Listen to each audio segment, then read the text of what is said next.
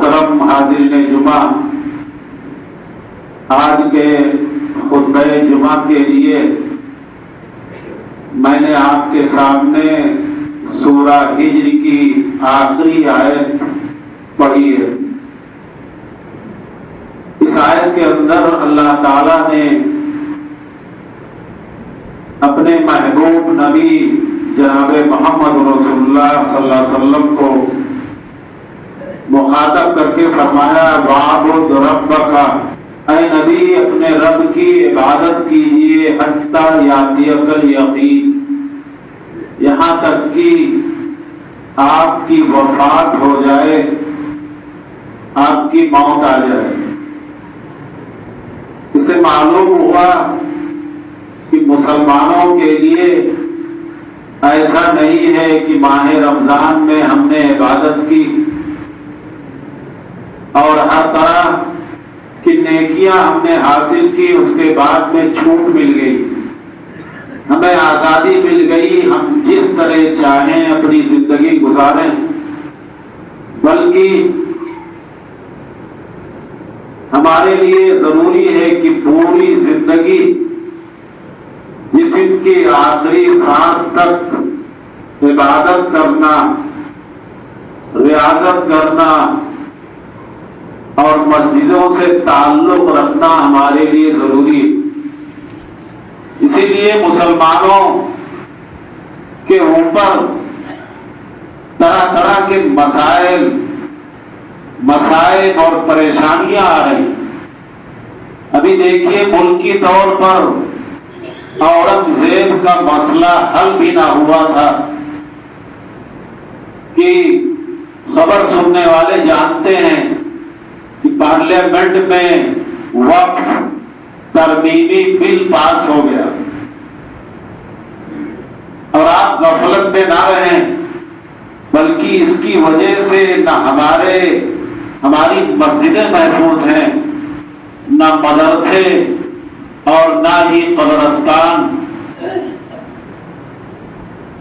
تو یہ جو پریشانیاں ہمارے اوپر آ رہی ہیں، اس کا واحد نتیجہ یہ ہے کہ ہم نے رمضان کو، ماہ رمضان ہی کو نماز کا مہینہ سمجھ لیا، عبادت کا مہینہ سمجھ لیا، اور ہم نے یہ سمجھ لیا کہ ہم آزاد ہو گئے، اب چاہے جیسی زندگی گزاریں، ہمیں مسجدوں سے کوئی مطلب نہیں ہے۔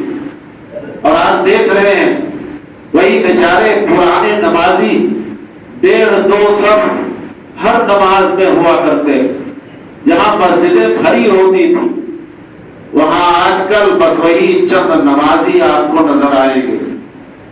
یہ اس کا نتیجہ ہے کہ ہم اللہ سے کٹ چکے ہیں، اللہ سے دور ہو چکے ہیں، نمازوں سے، مسجدوں سے ہمارا تعلق ٹوٹ چکا ہے۔ اور یہاں اللہ کہہ رہا ہے اپنے نبی کو کہ نبی اللہ کی عبادت کیجیے موت آنے تک، جب تک آپ کی وفات نہ ہو جائے اس وقت تک اللہ کی عبادت کیجیے۔ اسی لیے حضرت عائشہ رضی اللہ تعالیٰ عنہا فرماتی ہیں کہ اللہ کے رسول کی وفات ہوئی، اللہ کے رسول کی وفات ہوئی، حضرت ابو بکر رضی اللہ تعالیٰ عنہ تشریف لائے اور فرمایا من کان یعبد محمدا، جو شخص آج سے پہلے محمد صلی اللہ علیہ وسلم کی عبادت کرتا تھا تو وہ جان لے فإن محمدا قد مات، محمد صلی اللہ علیہ وسلم کی وفات ہو چکی ہے۔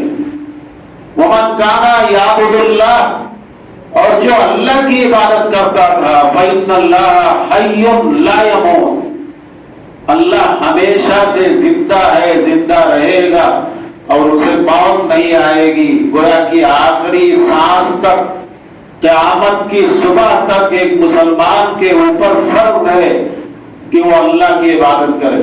ہم نے موسم مان لیا کہ رمضان کا موسم صرف عبادت کا مہینہ، حالانکہ یہ ہمیں معلوم نہیں، چاہے سردی ہو چاہے گرمی ہو، صحت ہو تندرستی ہو بیماری ہو، ہر حال میں اللہ کی عبادت کرنا ضروری ہے۔ اسی کو علامہ اقبال نے اسی کا نقشہ کھینچا تھا، یہ نغمہ فصل گل و لالا کا نہیں پابند، یہ نغمہ فصل گل و لالا کا نہیں پابند، بہار ہوگی خزاں لا الہ الا اللہ۔ چاہے بہار ہو، چاہے خزاں کا موسم ہو، سردی ہو، گرمی ہو، اللہ کی عبادت ضروری ہے۔ حضرت عبید اللہ کہتے ہیں کہ حضرت عائشہ رضی اللہ تعالیٰ عنہا کے پاس میں آیا اور میں نے کہا کہ آپ الا حدثنی فی مرض رسول اللہ صلی اللہ علیہ وسلم، اللہ کے رسول صلی اللہ علیہ وسلم کی وفات جس بیماری میں ہوئی تھی اس کی ذرا کیفیت بیان کیجیے، اس کی حالت بیان کیجیے۔ آپ اندازہ لگائیں کہ اللہ کے رسول صلی اللہ علیہ وسلم مرض الموت میں ہیں، تکلیف میں، انتہائی تکلیف میں، لیکن نمازوں کی فکر۔ حضرت عائشہ کہتی ہے کہ ہاں ثقل النبی صلی اللہ علیہ وسلم، نبی صلی اللہ علیہ وسلم بڑے کمزور ہو چکے تھے، یعنی بیماری کی وجہ سے انتہائی کمزوری آپ کے اوپر طاری ہو چکی تھی، لیکن آپ کو فکر کس بات کی تھی؟ حضرت عائشہ کہتی ہیں کہ آپ نے پوچھا صلی الناس، کیا لوگوں نے نماز پڑھ لی؟ یہ فکر تھی اللہ کے رسول صلی اللہ علیہ وسلم کو۔ پوچھا کیا لوگوں نے نماز پڑھ لی؟ حضرت عائشہ کہتی ہے کہ ہم نے کہا اللہ وہم ینتظرون کا، نہیں اللہ کے رسول آپ کا انتظار کر رہے ہیں، مسجد میں بیٹھے ہیں لوگ لیکن آپ کے آنے کا انتظار کر رہے ہیں۔ اللہ کے رسول نے فرمایا ذولی مان فی المخزب، ایسا کرو کہ میرے لیے ٹب کے اندر پانی رکھو تاکہ غسل کر لو، کچھ تازہ دم ہو جاؤں اور نماز کے لیے نکلوں۔ حضرت عائشہ کہتی ہیں فَفَعَلْنَا، ہم نے ایسے ہی کیا، پانی کا انتظام کیا، فَاغْتَسَلَ، آپ نے غسل کیا، ثُمَّ ذَهَبَ لِيَنُوَّ، آپ نے اٹھنا چاہا، اللہ کے رسول صلی اللہ علیہ وسلم کھڑے ہونا چاہا۔ حضرت عائشہ کہتی ہیں جیسے ہی آپ نے اٹھنا چاہا فَأُغْمِيَ عَلَيْهِ، بے ہوش ہو گئے۔ اور کس کے لیے اٹھنا چاہے؟ نماز کے لیے بے ہوش ہو گئے، اور بے ہوش ہونے کے بعد ثم افاقا، کچھ دیر کے بعد جب آپ کو ہوش آیا پھر وہی سوال کیا صلی الناس، کیا لوگوں نے نماز پڑھ لی؟ تو ہم نے کہا کہ نہیں اللہ کے رسول ہم ینتظرون کا، آپ کا انتظار کر رہے ہیں۔ اللہ کے رسول نے دوسری بار کہا ضروری ماء فی المخزب، میرے لیے پانی میں ٹب میں پانی رکھو تاکہ غسل کروں۔ چنانچہ ہم نے پانی رکھا، فقعد فاغتسل، بیٹھے آپ نے غسل کیا، ثم ذهب لينوء، پھر آپ کھڑے ہونا چاہتے، آپ نے کھڑے ہونے کی کوشش کی، فَأُغْمِيَ عَلَيْهِ، پھر بے ہوش ہو گئے۔ اسی طرح 3 مرتبہ حضرت عائشہ کہتی ہیں کہ اللہ کے رسول نے 3 بار غسل کیا اور ہر بار آپ نے پوچھا کیا لوگوں نے نماز پڑھ لی۔ جب چوتھی بار ایسا ہوا اور اللہ کے رسول صلی اللہ علیہ وسلم کے اندر طاقت نہ رہی تو حضرت عائشہ کہتی ہیں فَأَرْسَلَ إِلَىٰ أَبِي بَكْرٍ أَن يُصَلِّيَ بِالنَّاسِ، ایک قاصد کو بھیجا کہ حضرت ابو بکر کے پاس جائیں تاکہ وہ لوگوں کو نماز پڑھائیں۔ چنانچہ وہ قاصد حضرت ابو بکر کے پاس آیا اور انہوں نے کہا کہ ان رسول اللہ صلی اللہ علیہ وسلم یامرک ان تصلی بالناس، اللہ کے رسول صلی اللہ علیہ وسلم آپ کو حکم دے رہے ہیں کہ آپ لوگوں کو نماز پڑھائیں۔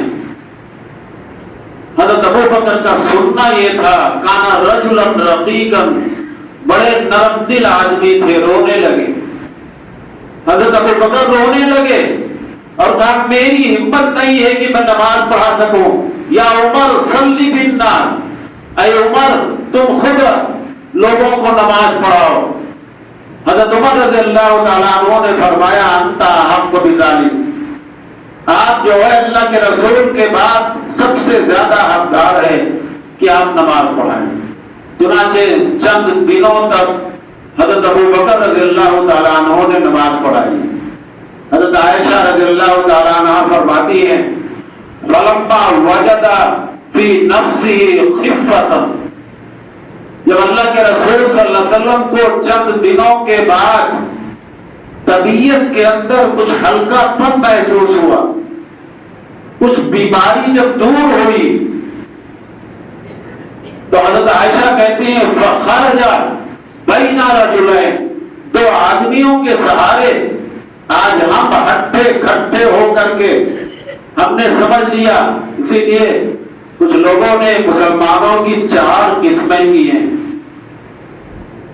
اس زمانے میں مسلمانوں کی 4 قسمیں ہیں۔ ایک ربانی مسلمان جو اللہ کے احکام اور شریعت کے احکام کے اوپر مکمل عمل کرتا ہے، نمازوں کی پابندی کرتا ہے، صرف رمضان کے اندر نہیں بلکہ پوری زندگی۔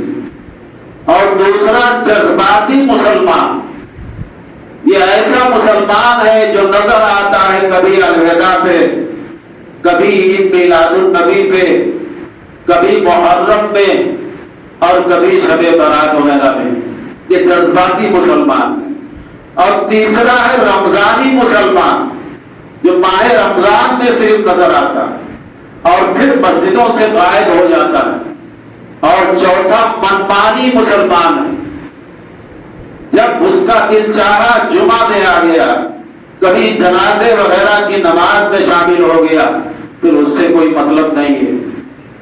تو یہ ایسے مسلمان آج کے زمانے میں پائے جاتے ہیں۔ تو اللہ کے رسول صلی اللہ علیہ وسلم حضرت علی اور حضرت عباس رضی اللہ تعالی عنہما کے سہارے نکلے۔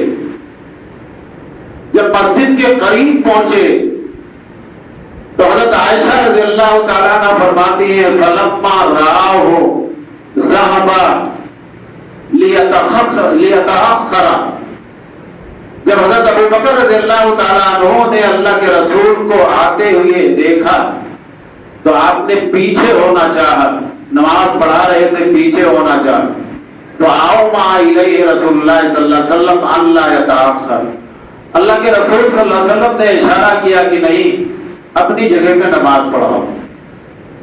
پھر حضرت علی اور حضرت عباس رضی اللہ تعالیٰ عنہما سے فرمایا اجلسانی الی جنب ابی بکر، ایسا کرو کہ مجھے حضرت ابو بکر کے بغل میں بٹھا دو۔ فاجلساہ الی جنب ابی بکر، چنانچہ ان دونوں صحابہ کرام نے اللہ کے رسول صلی اللہ علیہ وسلم کو حضرت ابو بکر کے بغل میں بٹھا دیا۔ اللہ کے رسول صلی اللہ علیہ وسلم گویا کہ امام ہو گئے، حضرت ابو بکر ان کی قیادت کرنے لگے۔ کہنے کا مطلب یہ ہے کہ اللہ کے رسول صلی اللہ علیہ وسلم کو مرض الموت پہ کس قدر نماز کی فکر تھی۔ آج یہی وجہ ہے کہ ہمارے اوپر یہ ساری مصیبتیں اور پریشانیاں یہ جو آ رہی ہیں، اسی کا نتیجہ ہے کہ ہم اللہ سے کٹ چکے ہیں، اللہ تعالیٰ سے ہمارا کوئی تعلق نہیں رہا۔ ماہ رمضان میں تو ہم نے پابندیاں کی اور ہم نے خیال کیا، برائیوں کے قریب نہیں گئے، لیکن جیسے ہی ماہ رمضان ختم ہوا بس وہی جوڑ توڑ کی سیاست۔ ہم یہ نہیں سمجھتے کہ ذرا سی بھول کی وجہ سے ہماری وہ نیکیاں جو ہم نے ماہ رمضان میں کی ہیں اس پر پانی پھر سکتا ہے۔ کیا ہم نے سمجھ لیا ہے ما حسبتم انما خلقناکم عبثا وانکم الینا لا ترجعون، کیا ہم نے یہ سمجھ رکھا ہے کہ اللہ نے ہمیں بیکار پیدا کیا ہے اور اللہ کی طرف ہم لوٹائے نہیں جائیں گے، اللہ کی طرف ہمیں جانا نہیں ہوگا، ہم نے یہ سمجھ لیا ہے۔ وہی گندی سیاست، وہی جوڑ توڑ کی سیاست، وہی آپس کے اختلاف انتشار، یہی ساری چیزیں پھر رہ گئی۔ اور یہ جان لیں ان ساری چیزوں کی وجہ سے ساری محنت ہماری عقارت ہو سکتی ہے۔ کیا ہم نے کبھی سوچا کہ اللہ تعالیٰ نے جن کو بہت ساری دولتیں دی تھی، بادشاہت دی تھی، جب وہ مرے تو ان کی قبر کا کوئی نشان بچا؟ کسی شاعر نے کہا تھا کہ جا دورے غریباں پہ نظر ڈال بعبرت، جا گور غریبہ پہ نظر ڈال با عبرت، کھل جائے گی تجھ پہ تیری دنیا کی حقیقت، عبرت کے لیے ڈھونڈ کسی شاہ کی تربت، عبرت کے لیے ڈھونڈ کسی شاہ کی تربت، اور پوچھ کہاں ہے وہ تیری شان حکومت، اور پوچھ کہاں ہے وہ تیری شان حکومت، کل تجھ میں بھرا تھا جو غرور آج کہاں ہے، کل تجھ میں بھرا تھا جو غرور آج کہاں ہے، اے کاش ہے سر بول تیرا تاج کہاں ہے۔ کبھی ہم نے غور کیا، ہم حقیقت میں اگر اللہ تعالیٰ سے اپنا تعلق جوڑ لیں تو ان ظالموں کا اختتام ہوگا، یہ ظالم ختم ہوں گے۔ والذین ظلموا وسیعلم الذین ظلموا ای منقلب ینقلبون، عنقریب آپ دیکھ لیں گے، جان جائیں گے کہ یہ ظالم کس کروٹ جائیں گے۔ کیا آپ نے وہ قرآن کی آیت نہیں پڑھی، الیس اللہ بکاف عبدہ، کہ اللہ اپنے بندے کے لیے کافی نہیں ہے؟ لیکن کافی کب ہوگا؟ جب ہمارا تعلق مسجدوں سے ہوگا، ہمارا تعلق جب نمازوں سے ہوگا، ہم رمضانی مسلمان نہیں رہیں گے۔ اسی لیے مفسر اس آیت کی تفسیر میں لکھتا ہے کہ کل المخاف تتبدل ان تتفکروا فی ہذہ الآیہ، تمام خوف اور دہشت کے بادل چھٹ جائیں گے۔ یہ خوف جو طاری ہے مسلمانوں کے اوپر، یہ خوف ختم ہوگا، یہ دہشت ختم ہوگی، یہ سراسیمگی ختم ہوگی، یہ سنگینی حالات ختم ہوں گے۔ لیکن جب ان تتفکروا فی ہذہ الآیہ، جب ہم ان آیتوں کے بارے میں غور کریں گے، اس لیے مسلمانوں ہمارے لیے ضروری ہے کہ صرف ماہ رمضان عبادت کا مہینہ نہیں ہے، پوری زندگی اللہ کا حکم ہے کہ ہم مسجدوں سے تعلق جوڑیں۔ اور کسی نے بڑی اچھی بات کہی تھی، ایک مومن کی مثال، کتنی اچھی مثال دی تھی کہ المومن فی المسجد کالسمک فی الماء، ایک مومن مسجد میں ایسے ہوتا ہے جیسے مچھلی پانی میں، کسی مچھلی کو پانی سے نکال دیں تڑپ کے مر جائے گی، ایسے ہی ایک مومن اور حقیقی اور ربانی مسلمان کا تعلق ہوتا ہے مسجد سے۔ والمنافق فی المسجد کالطیر فی القفص، اور منافق کی مثال مسجد کے اندر ایسے ہے جیسے کوئی پرندہ پنجرے میں پھڑپڑا رہا ہو کہ کب دروازہ کھلے اور نکل جائے۔ یہ منافق ہوتا ہے، گویا کہ اس سے معلوم یہ ہوا کہ جن کا تعلق مسجدوں سے نہیں ہوتا ہے منافقین کی علامتیں ہوتی، ان کے اندر منافقین کی نشانیاں ہوتی ہیں۔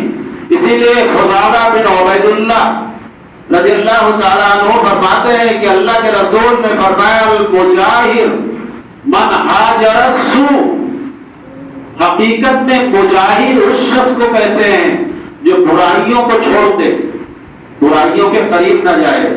ایسا نہیں کہ صرف رمضان میں برائیوں سے دور رہے۔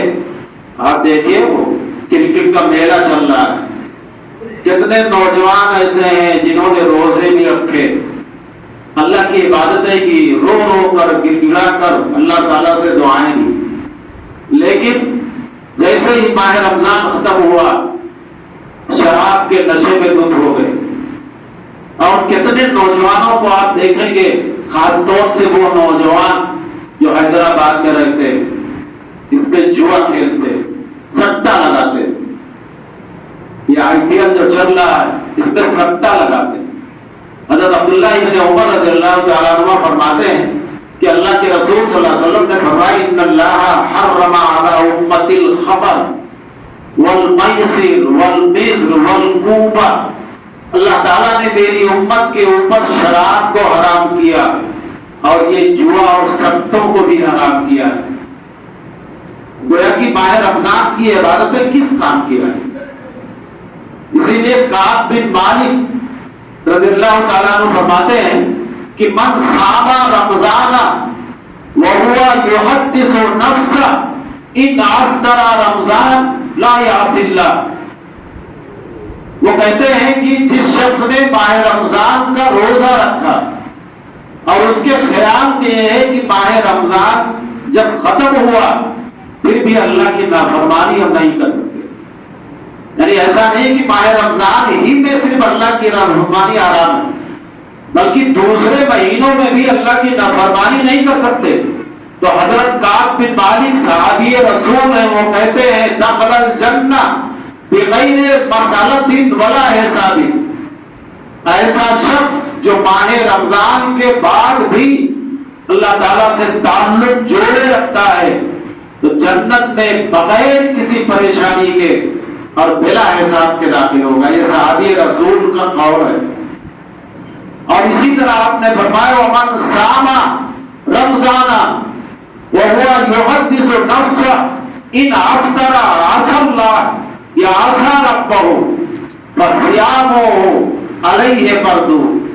اور جس شخص نے ماہ رمضان کا روزہ رکھا اور وہ خیال کرتا ہو کہ اب ماہ رمضان ختم ہو گیا، آزادی مل گئی، اب نمازوں سے کوئی مطلب نہیں ہے، اب ہم جو کچھ چاہیں کریں، اللہ کی نافرمانی کرتا ہے، تو یہ جان لے یہ صحابی رسول کا قول ہے فصیامہ علیہ مردود.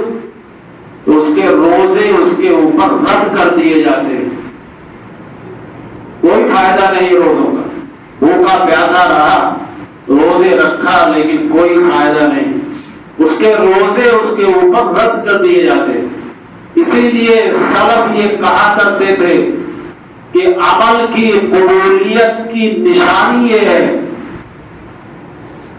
ہمیں کیسے پتا چلے کہ اللہ نے ہمارے اعمال کو اور ہم نے جو عبادتیں کی ہیں اللہ نے انہیں قبول کیا ہے، اور کیسے پتا چلے کہ اللہ نے انہیں رد کر دیا، قبول نہیں کیا.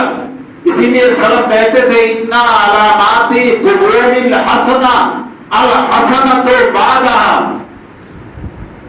اعمال کی قبولیت، نیکیوں کی قبولیت کی نشانیاں یہ ہے کہ ماہ رمضان میں عبادت کرنے کے بعد پھر وہ مسجدوں سے لگا رہتا ہے، نیکیاں کرتا ہے، نیکیوں سے دور نہیں ہوتا.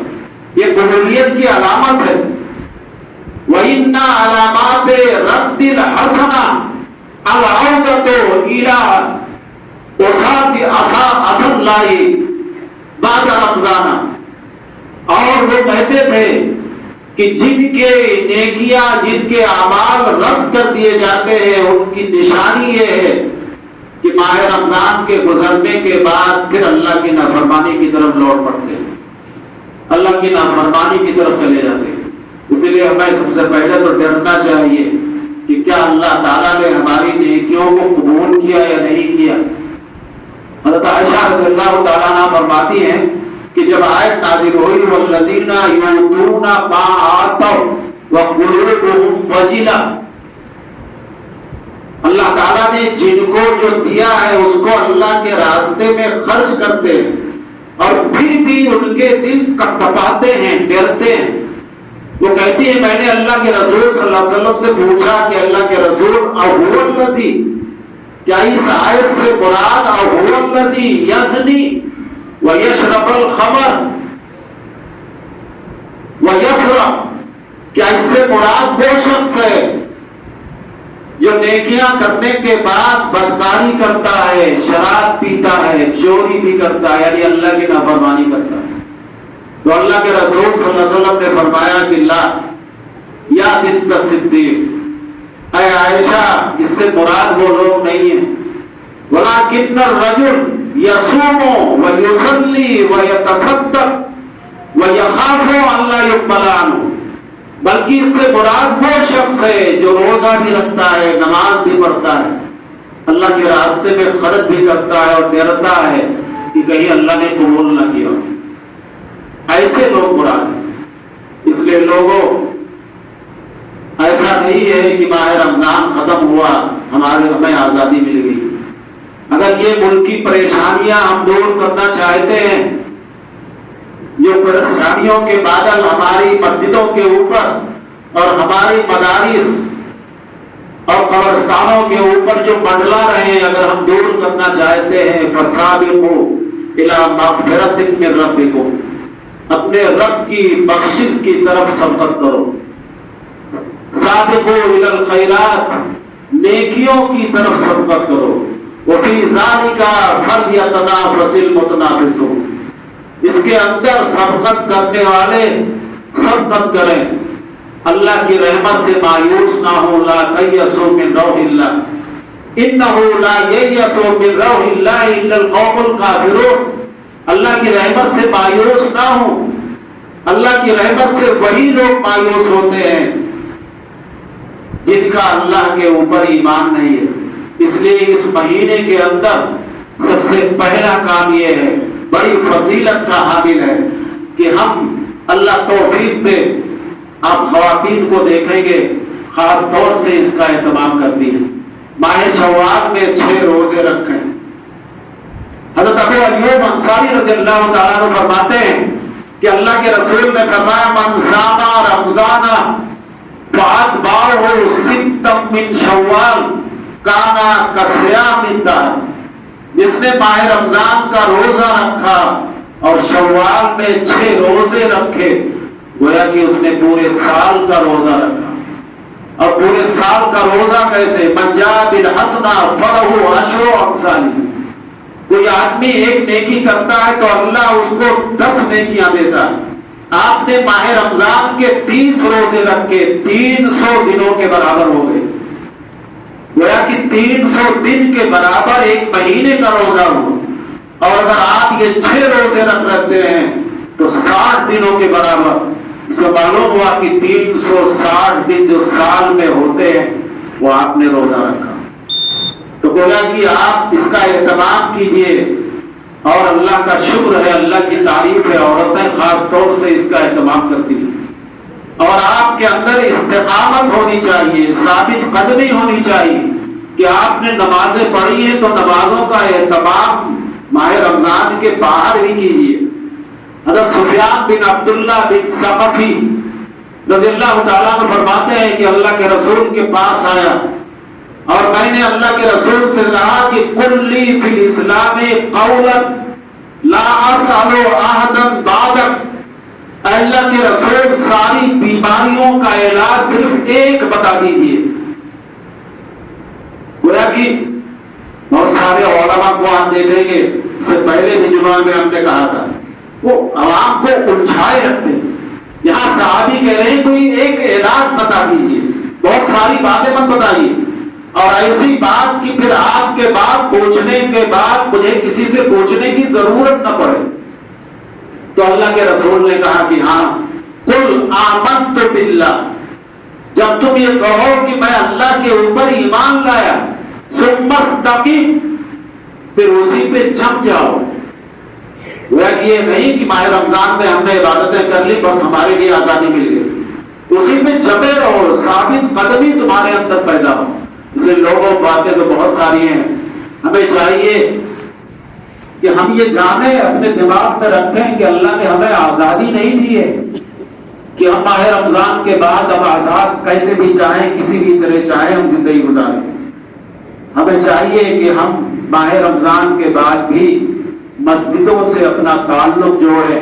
اس لیے حضرت عائشہ رضی اللہ تعالیٰ عنہ فرماتی ہیں کہ اللہ کے رسول نے فرمایا کہ اعلموا ان احب العمل الى اللہ ادومہ وان قل، لوگوں جان لو کہ اللہ کو سب سے زیادہ جو محبوب اور پسندیدہ عمل ہے، چاہے وہ کم ہو، بھلے ہم کم رہیں لیکن ادومہ ہو، جو ہمیشہ ہو۔ اسی لیے اپنے اوپر عبادتوں کو بھاری نہ کریں۔ حضرت ابو ہریرہ کہتے ہیں کہ اللہ کے رسول نے فرمایا اکلفوا من العمل ما تطیقون، جتنی طاقت رکھو اتنی عبادت کرو لیکن ہمیشہ کرو، کیونکہ اللہ کو یہی پسند ہے۔ اور حضرت ابو سعید خدری رضی اللہ تعالیٰ عنہ فرماتے ہیں کہ اذا رأیتم الرجل یعتاد الی المسجد فَأَشْهِدُوا لَهُ بِالْإِيمَانِ، جب تم دیکھو کہ آدمی مسجد میں برابر آتا جاتا ہے اس کے ایمان کی گواہی دو۔ اس کا مطلب یہ ہے کہ مسجدوں میں آنے پر یہ ایمان کی علامت ہے۔ اسے لوگوں ہمیں چاہیے کہ اللہ سے تعلق جوڑیں۔ اللہ تعالیٰ سے دعا ہے کہ اللہ تعالیٰ ہمیں اللہ کی مزید عبادت کرنے کی توفیق عطا فرمائے۔ وآخر دعوانا ان الحمد للہ رب العالمین۔ اقول قولی ھذا واستغفر اللہ لی ولکم ولسائر المسلمین فاستغفروہ من کل ذنب انہ هو الغفور الرحیم۔